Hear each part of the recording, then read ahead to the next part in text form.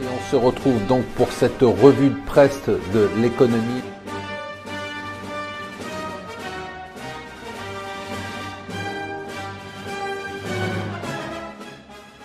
Bonjour et bienvenue sur Mon Financier. Nous sommes le mardi 26 septembre, c'est la revue de presse de l'Écho et on commence par Angela Merkel et les résultats des élections.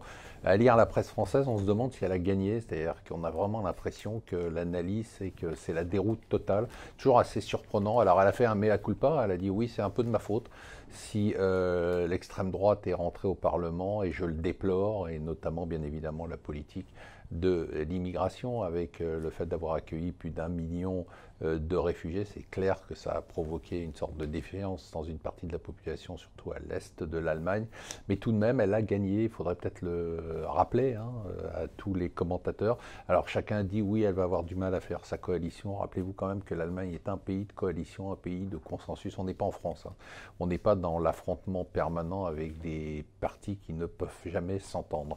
Alors, le Financial Times nous dit aussi que Shinzo Abe, ça y est, il se lance dans le pari des élections anticipées.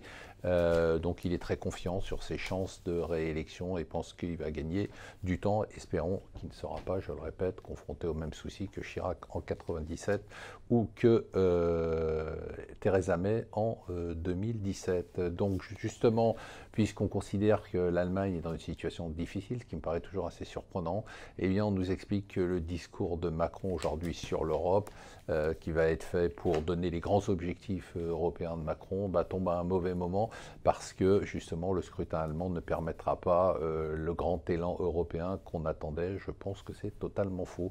Ça y est, ça devrait être pour aujourd'hui. Alstom Siemens, le mariage, on va essayer de sauver la face. C'est pas vraiment un mariage, c'est pas vraiment une fusion, c'est plutôt une acquisition d'Alstom par Siemens.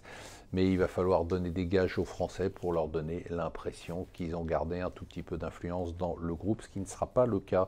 Le gouvernement lance son plan d'investissement. Vous savez, c'est la mode. Chaque président veut avoir son grand plan d'avenir, son plan d'investissement.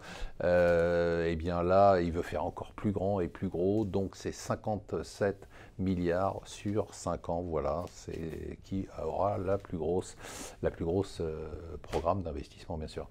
Et on est sur les marchés. Eh bien, les marchés, on a eu une baisse de l'euro suite aux élections allemandes, mais on a eu surtout une hausse du pétrole qu'on anticipait, mais qui a surpris pas mal les marchés, avec un pétrole qui est monté au plus haut depuis 2 ans sur une hausse de la demande et sur des inquiétudes concernant le Kurdistan après l'annonce d'un référendum sur l'indépendance.